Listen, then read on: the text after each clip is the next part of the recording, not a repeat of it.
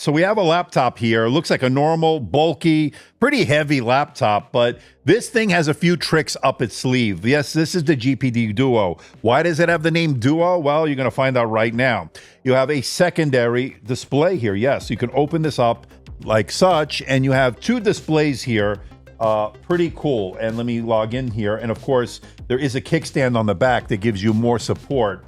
But I will say this is a pretty unique device. And as you can see here, gorgeous 13.3-inch AMOLED displays. They are pretty glossy, pretty bright, I would say.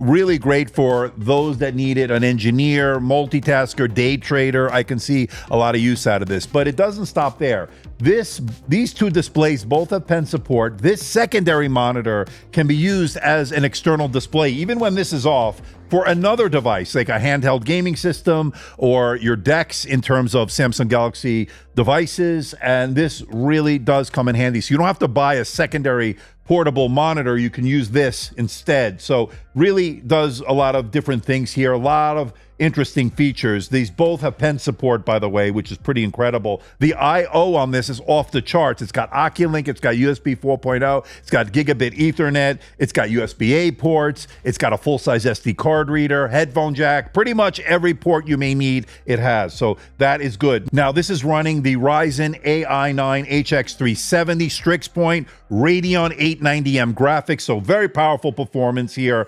You got an 80 watt-hour battery. We'll get into the battery life with both displays, single display. We'll talk about all that.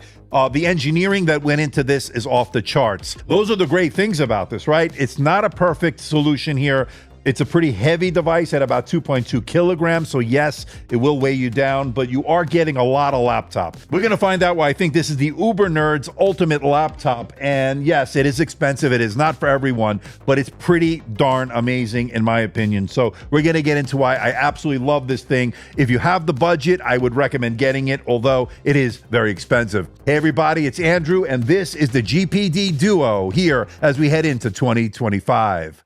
Coming up. Before we get to the unit itself, I just want to let everyone know, in the interest of transparency, full disclosure, I'm not being paid by GPD. I'm not being sponsored by GPD. All the opinions you're about to hear are my own. GPD is not getting copy approval. This unit was purchased with my own money. This is not a review unit from GPD. Okay, let's start off with the pricing, and right off the bat, it is expensive, but you can go through their Indiegogo campaign and spend less than going through what I did, where I bought mine through Amazon. It starts at $1,466 for the Ryzen 7 8840U, and then you can go up to the Strix Point, the Ryzen AI9 HX370. That starts at $1,740. That's the one I have, 32 gigabytes of RAM, a terabyte of storage. Now, I paid actually more money. I paid a premium, a big premium over at Amazon, but buying through Amazon gives me a little bit more security in case I'm not satisfied with the product. I have a problem, I can always return it. So this one I would go with if you want that security, but you are paying a pretty substantial premium here. I paid over $2,100 here. Yes, it is pretty expensive. 32 gigabytes of RAM, a terabyte of storage, but you can go up from there. It gets pretty out there in terms of the price. But it is a very unique kind of product. It is a niche device. I do acknowledge that. I think engineers, architects, multitaskers, day traders will absolutely love this device, and even gamers, because it does have a really good integrated GPU, the Radeon 890M graphics, which are very, very capable. We'll get into that and more in this review. Without further ado, you know the drill, folks. Let's get this out of the box. And then here is the unit itself. And wow, this thing is pretty heavy. We get some documentation. I got to say, the packaging is very nice. Let's see here. All right, so GPD Duo, and it's in multiple languages. And let's get a look at this. So, yeah, it's in English, Chinese, I guess. A 100-watt power charger, I believe. So let's see here. And it uses USB Type-C. And then we get a USB Type-C cable, right? So that is pretty much it. It does have pen support. I probably have a pen here that works with that. I didn't order one from GPD, for those wondering, and I think that's it. All right, and this is the device itself. And let's take a look at this. I can't get over how heavy this thing is. But I was expecting it to be pretty heavy. But, you know, you never know until you get it in hand. All right, so this is all metal. This is like a this rubberized kind of material. This is metal here. And let me see the bottom. I don't know if this is metal or plastic, but the build quality is just like the one I have over here with the WinMax. It looks pretty good. This is it with the screen down. So if we bring this up like that, we have the secondary display, and it's about to tip over. Wow. So there is a kickstand, right? So I saw that there is a kickstand here.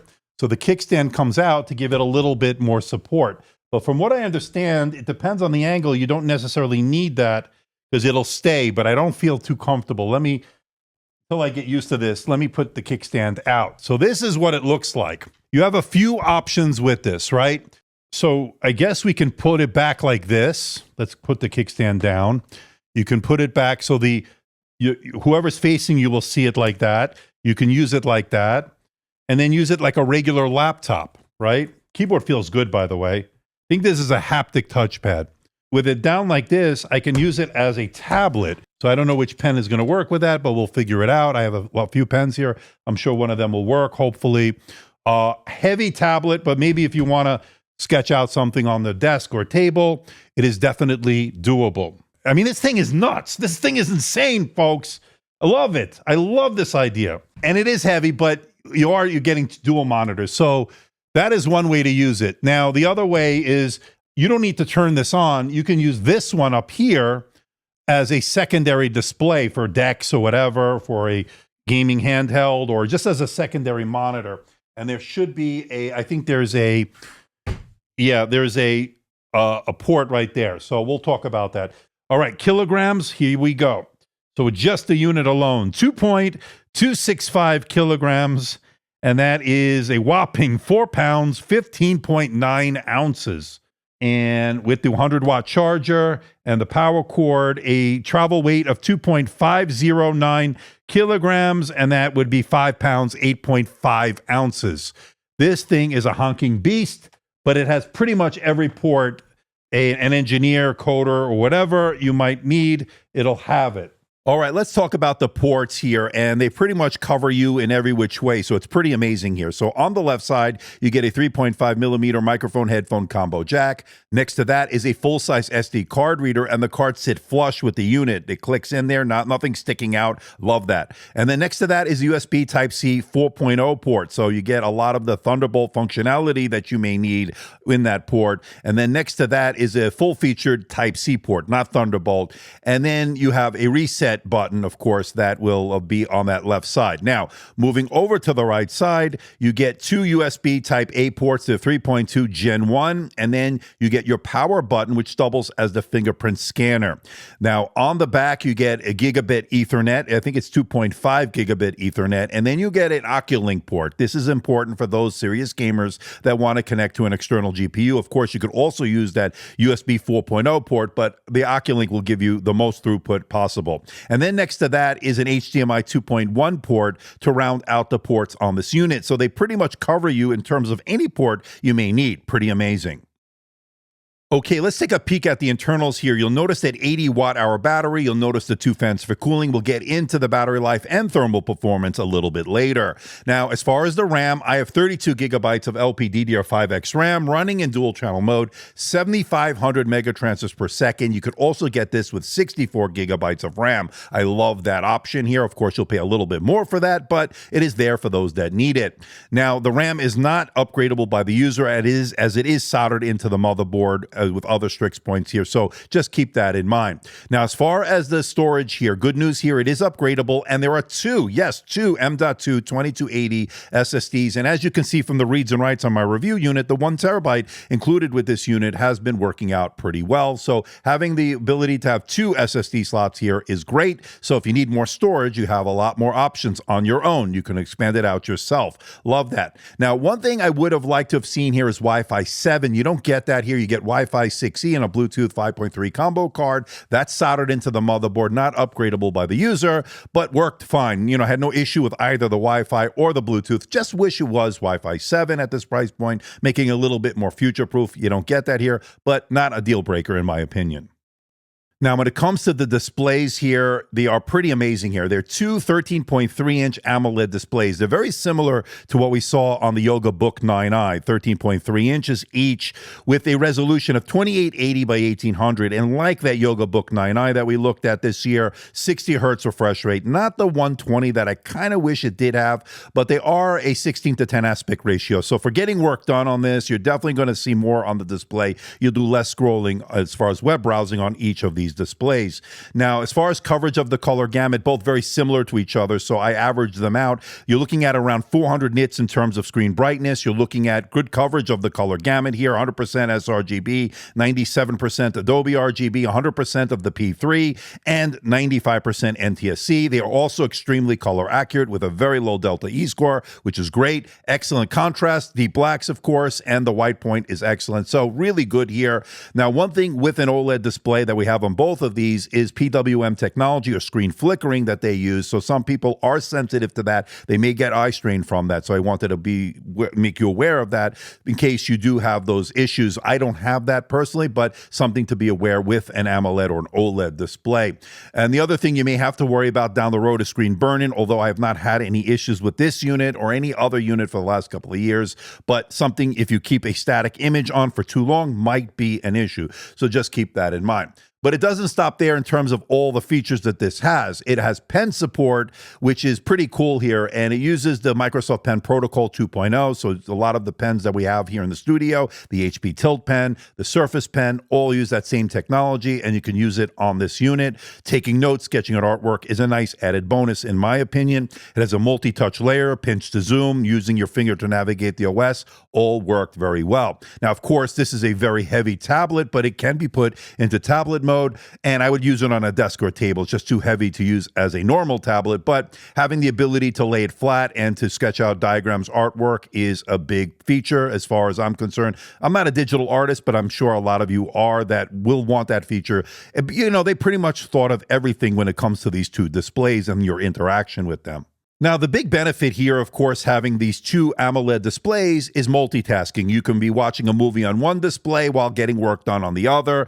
You could have multiple things going on at once, email going on one display while, again, you could have other things going on the other, or you can mimic each other, whatever you may do in terms of presentation. You can fold the top display back onto itself so you can actually have this as a presentation mode for giving a presentation to a group of people in an office environment. This is going to be great for engineers. This is going to be great for programmers. This is going to give you all sorts of possibilities, especially for day traders. So yes, it may be a niche device in a lot of ways for very specific targeted audiences, but I think anybody who uses this will not doubt the fact that you can do multitasking on a whole new level here, and it worked out pretty well. And as I mentioned earlier, I kind of wish these were 120 hertz. A little bit disappointing at this price point. We're not getting the 120 hertz displays like we saw on the Asus ZenBook Duo, which had dual 14-inch 120 hertz displays. These are dual 60 hertz displays. Although they are gorgeous in their own right, would have been just that much better to have that 120 hertz. Not a deal breaker for this type of device, but just wanted to point that out. Now, consuming media itself on each one of these displays has been excellent. It's got HDR, so if you want to watch high dynamic range content, it worked out pretty well in that regard. Now, these are glossy displays, so depending on your lighting condition, you will notice glare and reflection, but as I mentioned, you're looking at a little bit above 400 nits on both, so not too bad, and I think it can peak as high as 500 nits when it comes to HDR, so overall, the display brightness was pretty good here. Now, one of the things that I noticed regarding the hinge here is it's a pretty unique engineering feat that they were able to pull off. Now, there is a little bit of screen wobble when not using the kickstand because they are pretty heavy in terms of one stacking on top of the other. So they did think about this and included a really nice kickstand on the back to give you more support on that secondary display. But I also noticed that you don't necessarily need to do it depending on which angle you're using. Of course, just be very careful. You don't want this thing tipping over. So use the kickstand if you don't feel too confident with it, although as I've been using it more and more, I've been using the kickstand less and less. Pretty interesting. And when you're not using that secondary display, you can fold it back and it shuts secure magnetically, so you don't have to worry about it rattling around. All right, let's talk about the keyboard here. And I found the tactility, the overall feedback pretty good here. It's a very MacBook-like, and I'm not the biggest fan of the MacBook keyboards, but this might be a little bit better. I was able to type a little bit more accurately on this than the MacBook Pro that I recently reviewed. That being said, it does collect a lot of grease, a lot of fingerprints. The keyboard deck itself has been a major fingerprint magnet. I've been wiping it down quite a bit. So I wish it had a little bit better oleophobic coating, just getting that out of the way. Not a deal breaker, but something you will have to deal with in terms of wiping it down. Now, that being said, I was able to type out long documents, emails pretty comfortably. It's got a nice multi-stage backlight on it, and that worked relatively well. So if you want to work on an airplane, you'll be able to get work done in a dimly lit cabin or a dark room. It will definitely work. So that's been pretty good. The touchpad is a haptic touchpad. There's no moving parts. It had pretty decent feedback. It's a little bit on the small side when you compare it to, say, a MacBook Pro, which has a much larger haptic touchpad. That being said, everything worked in terms of the gestures, scrolling. It actually was a really good implementation. I thought they got the feedback right in the haptic engine used on this trackpad. And hitting the function F3 turns off that secondary display when you don't need it. You want to save battery life. You only need a single display. That allows you to do that on the fly. Pretty good. And I love the fact that that secondary display can be used even when the unit is off as a secondary monitor for another device. Say you have a Steam Deck, say you have a handheld gaming device, or the Galaxy S24 Ultra as I have here. Using that in DeX mode has been great. Now, I love this feature because I don't have to bring a secondary monitor that I used to have to bring to get work done. Now you have everything built in and a lot of functionality with that secondary display. Love it. All right, so this is the camera on the GPD Duo. This camera is located on the top of the bottom display, and you're looking at 1440p video. This is not an IR camera, so no face recognition. You'll use the power button, which doubles as a fingerprint scanner to log in if you need more security. Now, as far as this is concerned, this is a pretty nice camera overall. What do you think about the video quality, and what do you think about the audio quality? Let me know in the comments section below.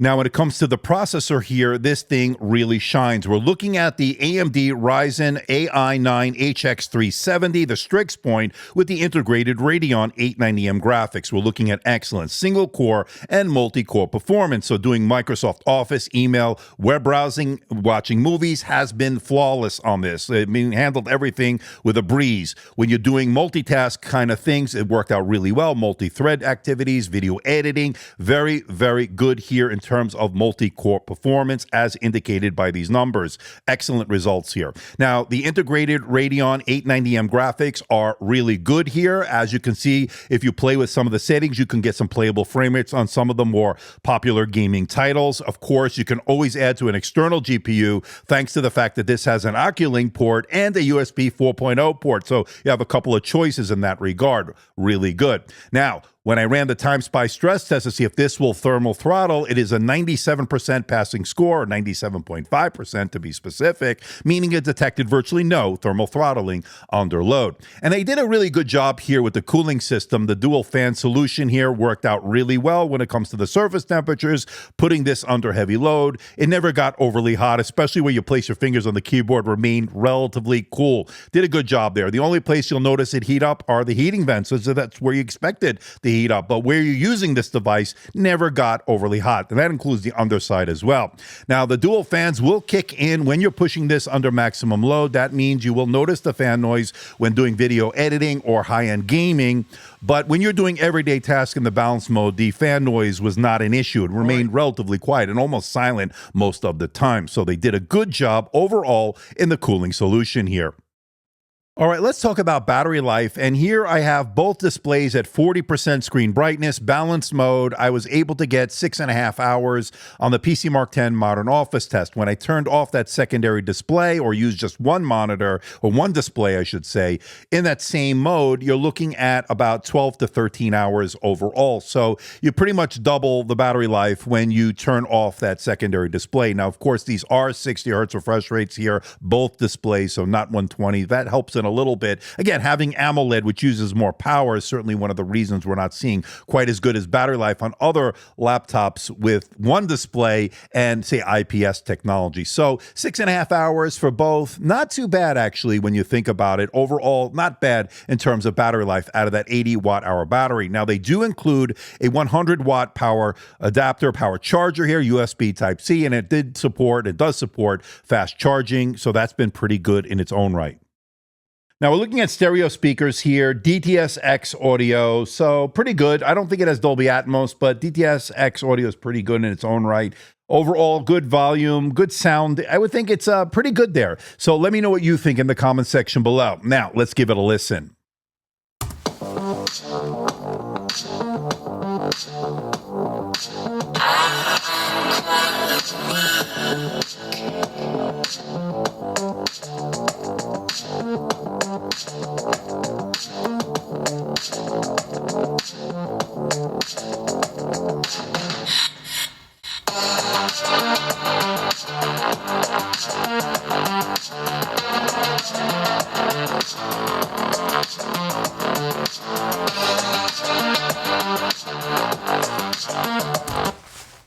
Okay, let's wrap it all up. What do I think about the GPD Duo here as we head into 2025? An engineering feat, no doubt. Excellent device here as far as I'm concerned. Very expensive device nonetheless. Gorgeous dual 13.3-inch AMOLED displays are excellent.